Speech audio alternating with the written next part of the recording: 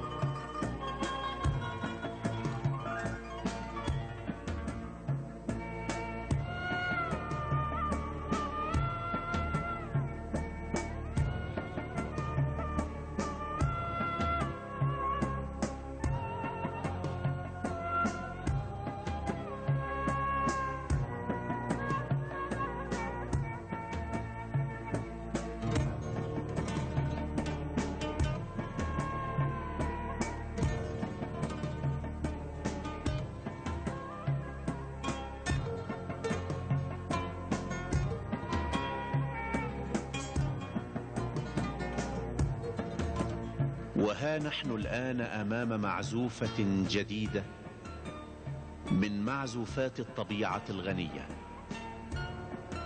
حين امتدت يد العازفين إلى أعماق البحار كي تقتلع من بين صخورها علب اللؤلؤ الصدفية أو محارها ويلقون به فوق اليابسة ليلتحم معها في لحن رائع شجي اسمه العزف على الصدف.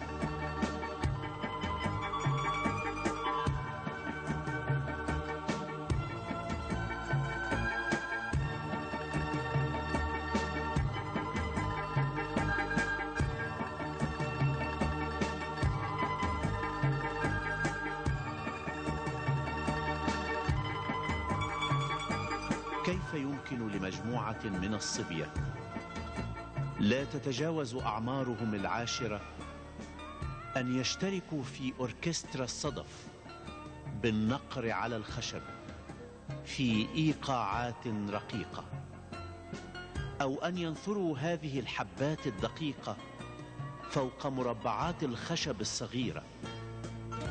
هل يمكن أن تلتحم الآلات الخشبية مع الآلات الصدفية بين أنامل العازفين وأن تنثر فوق سطحها مجموعة النباتات والزهور والرسوم الإسلامية والزخارف العربية والنقوش الفرعونية؟ ربما كان وراء هذه المعزوفات مايسترو عرف السلم الموسيقي لفنه من درجاته السفلى مثل شحاتة محمد أحمد. هو كان بعد ما خلصت دبلوم زراعة في سنة 59 58 59، فما كانش في مجال بالنسبة للدبلومات ساعتها، فكان قرايبي معظمهم في المهنة دي.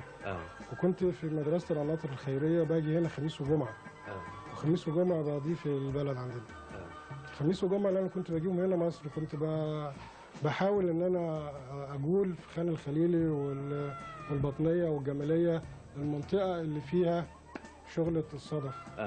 فمن من تردد عليهم غويت ان انا اشتغل فيها.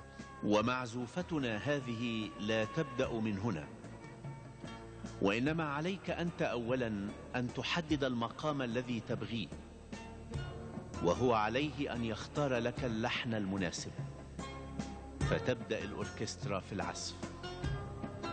والمقام هنا هو الشكل الذي ستختاره، إذا كان مربعا أو مستطيلا أو مسدسا أو مثمنا أو بيضاويا أو مستديرا أو أي شكل آخر، مثل فازة أو آنية أو قطعة من الرخام. وهذه المقامات يتم اختيارها وتشكيلها من خارج الورشة أو الأوركسترا.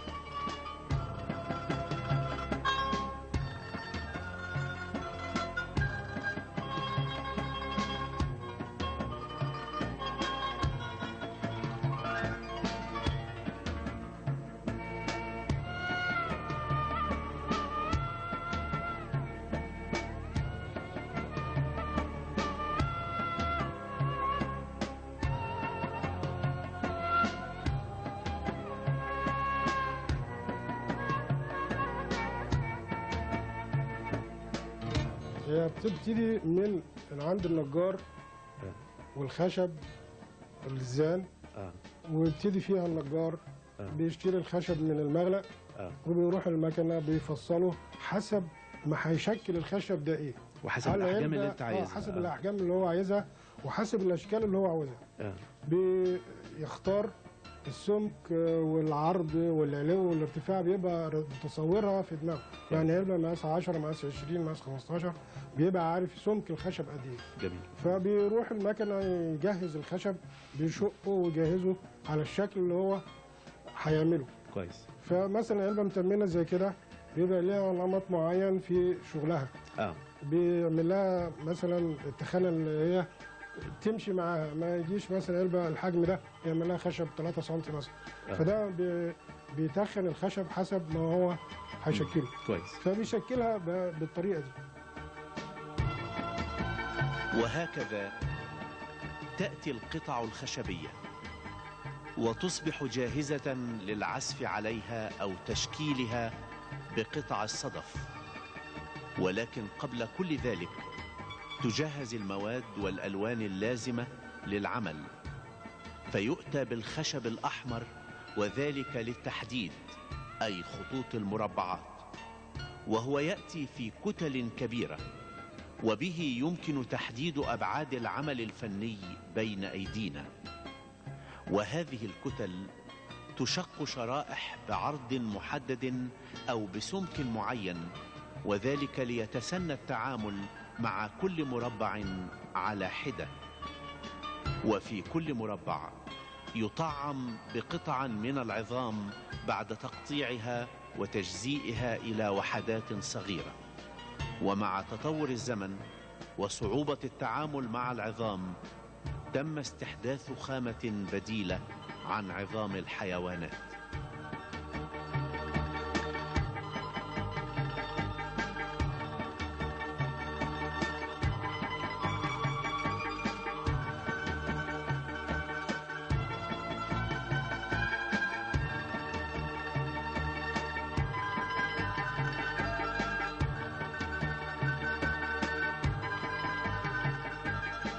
دي خامة اللي هي البيضة دي، دي خامة برضو بديلة عن العظم.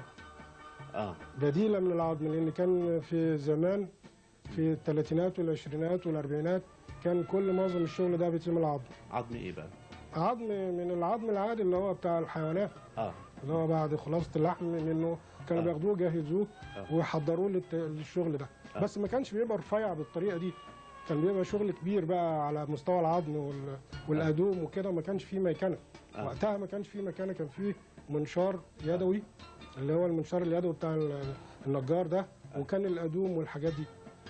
لما دخلت الميكنة بقى وبقى فيه موتور وبقى فيه، هي شغلة يدوية بحتة، بس المكنة الحالية مجرد مساعدة للإنسان مش أكتر.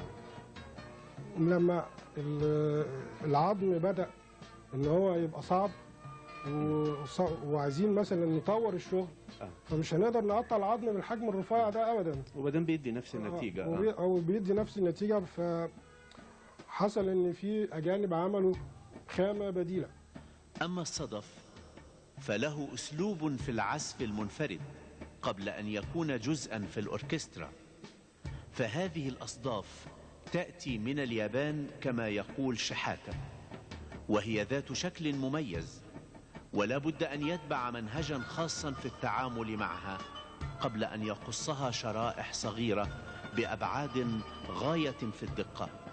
وهذه الشرائح تقسم إلى مربعات أو مثلثات، كما أن هذه الأشكال تتوقف على الشكل الذي نريده. وهذه الوحدات تأخذ أسماء معينة، فمنها ما يطلق عليها شعيرة لأنها مثل حبة الشعير، وأخرى تسمى مرزة.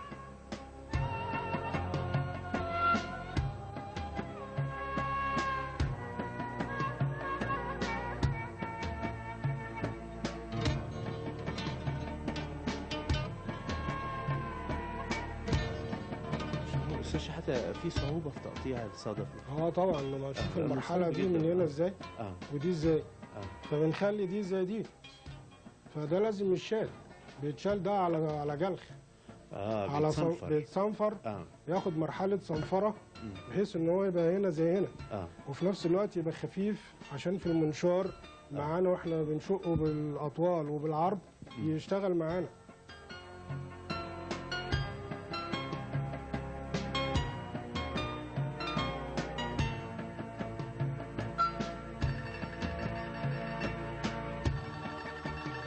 ويبدأ العزف، حيث يمسك العازف بمنشار ويقطع الصدفة إلى شرائح عرضها 1 أو 2 ملم، ثم تقطع الشعاير، وعلى زاوية 90 أو 45 تقطع الزوايا لكي تنتج مربعات، وتلصق الشعاير كي تكمل فيما بينها مربعات محددة. ويستمر العزف في كل مربع من جوانب القطعة الخشبية، وبحركات سريعة وإيقاعات أسرع توضع المثلثات بجانب بعضها البعض، تاركة في الوسط مساحة خالية حيث يوضع فيها الغراء.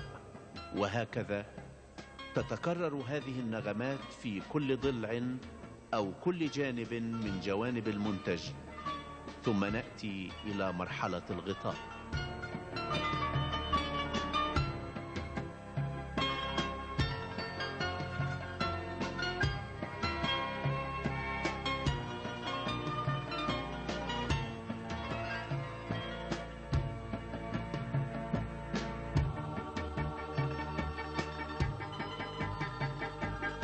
خلص من هنا كده، الجنب خلص اهو من تحت، يبقى عندي مرحلة الغطاء. اخش في مرحله الغطاء اللي هو مكانها موجود، ببتدي احط له دي اسمها مثلثات، مثلث مقابل مثلث ثاني، فبيديني مربع هنا. المربع ده برضو بحط فيه 4 مثلثات تانيين، فبيدوني ال4 الشكل دول، الشكل ده كده. ده قبل ما تتلمع ولا بعد؟ لا ده الكلام ده وهي خشب زي كده. وهي خشب زي كده. ببتدي احدد الابعاد دي عليها، وبعد كده يبقى عندي مرحله الوش. انا كده خلصت تحت وعندي مرحله الوش. الوش بيختلف بقى عن تحت. الوش لابد ان هو يكون فيه الديكور بقى، اللي هو عشان ده الوش ما هوش ده هو الموضوع كله. ده الموضوع كله بيبقى هنا. ايوه. ببتدي بقى اختار له، يعني ممكن الناس تعمل ده اسود على طول، ابيض واسود بس، زي الشكل ده مثلا كده. زي كده ابيض واسود، ممكن اشتغل كده ويبقى اسود بس. اما انا بحب ازود، يعني احسن او اخليه اغنى او ادق، بروح اعمل الاسود اللي هو على طول ده، بروح مقطعه مربعات كده، واروح حاطه جنب بعضه، وابتدي ده زي كده فيليت اهوت محطوط بنفس الطريقه اللي انت حضرتك شايفها دي. وبعدين لازم يبقى مظبوط، يعني الابعاد دي لازم تبقى مظبوطه، التمانية مظبوطين علشان يديني الشكل المسمن ده، المتمن ده مظبوط.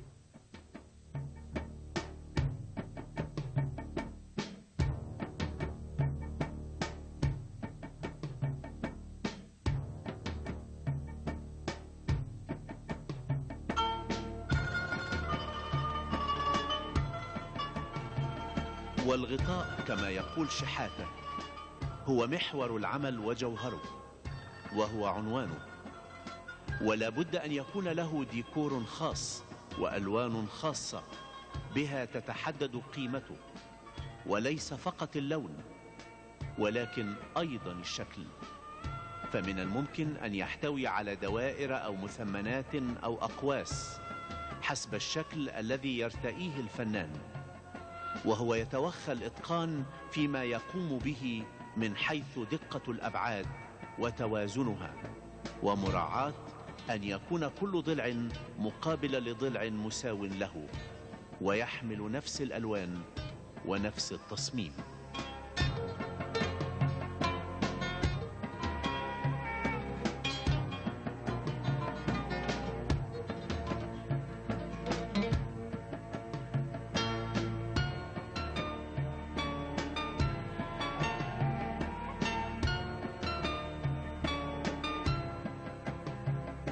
فببتدي ان انا احط المتاليد بتاع الشفه، انا احدد الشفه وده الوش. دي اسمها شفه. الجزء ده اسمه الوش. ببتدي اختار برضو هنا الذوق اللي هو او الشكل اللي هيمشي هنا. يعني ما برضو ما اجيش انا احط هنا شكل ما يتفقش مع ده. لا، لازم يبقى كله، لازم هنا يبقى متناسق مع هنا، عشان دي بتبقى حسب ما الانسان بقى، حسب خبرته.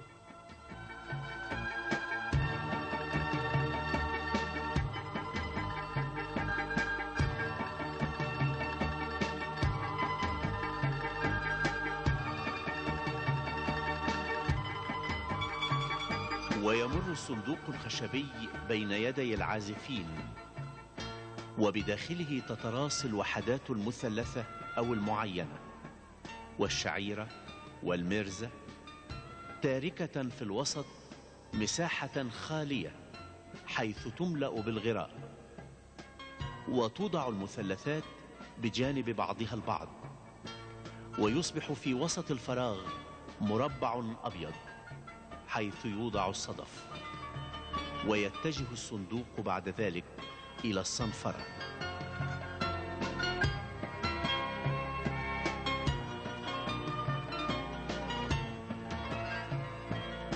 ما هو هي كلها عبارة عن يعني حاجة انتيكات لخان الخليلي، حسب الأشكال بقى ما بتيجي في دماغ الواحد بيروح قايم عامل دي، وبعدين تطلع في دماغه يروح عامل حاجة زي كده، يصعبها. دي بقت صعبة جدا.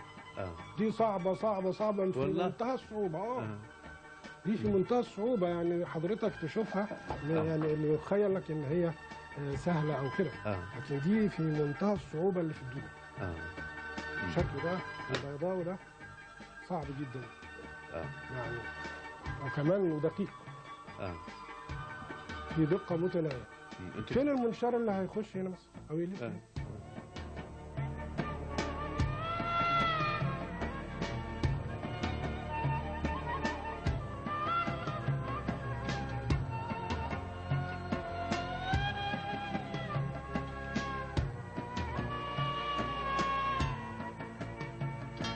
ويبدأ العازفون في إيقاع جديد، وهو التلميع والدهان. ولكن قبل ذلك يشق الغطاء ويصنع له مفصلات، ويبطن بالقطيفة أو المخمل حتى يعطي للقطعة ثراء ورونقا، وتستحق أن توضع في مكانها اللائق. ولكل معزوفة أسلوبها الخاص وأدواتها الخاصة، والعازفون يضعون كل أفكارهم في إطار مساحات صغيرة تأخذ كل الاهتمام، فينقرون إيقاعات رقيقة هنا وهناك، إما بوحدات هندسية مثل المربعات والمثلثات، أو بوحدات نباتية. والفنان قد يستهويه شكل معين في مكان ما، أو فكرة طارئة احتلت مكانها في دائرة تفكيره، أو فرضت نفسها على أسلوبه. هي ما فيش جديد تحت الشمس، كل الحاجات دي موجودة في المساجد الأموية والقلعة مليانة عثماني وعربي وإسلامي. وهكذا فإن العازفين كلا في مكانه على الأوركسترا يقدم عزفه بدقة وإتقان، لكي تكون أمامنا معزوفة تطرب لها أعين الجميع. هذه المعزوفات ليست بناء على طلبات زبائن، ولكنها أعمال فنية تنتقى بعد أن تبتكر وتنفذ. هذا هو قيمة العمل الفني، حرية الإبداع والخلق، حيث لا يوجد فيه مبدأ هكذا يريد العميل، بل يخضع لقانون الفن ومعياره. هذه مقتضيات العمل الفني، وهذه هي النتيجة. واحتمالات الانحراف أو الخطأ اليدوي يعطي قيمة للعمل، حيث إن الميكنة تفرغه من إحساس الفنان. ومن هنا تبدو نظرة السائحين إلى هذا الفن.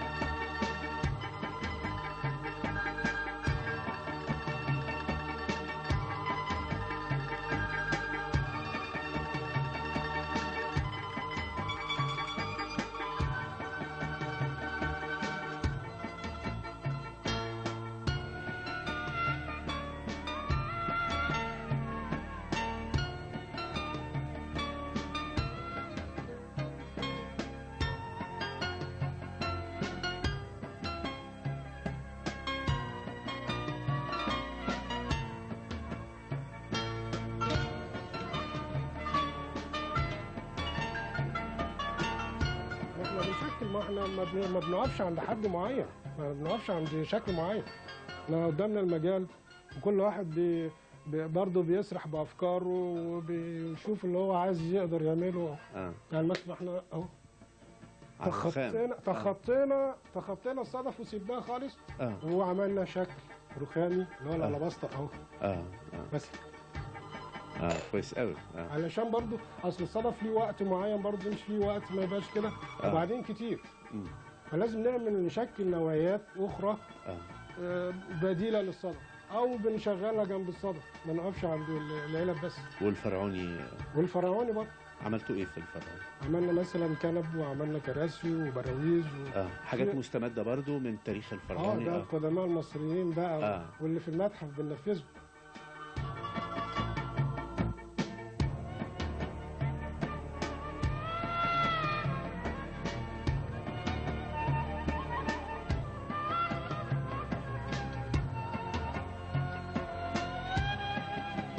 الأعين تحتضن المساحات الصغيرة، بينما أصابع الصغار تعزف بالوحدات الدقيقة لتشكل نغما رقيقا في معزوفة رائعة.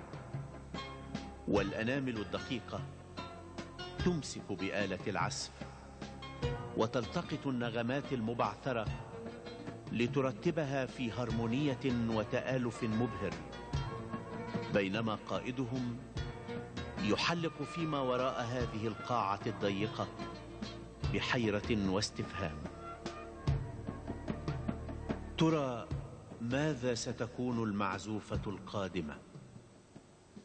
إنه العزف على الصدف.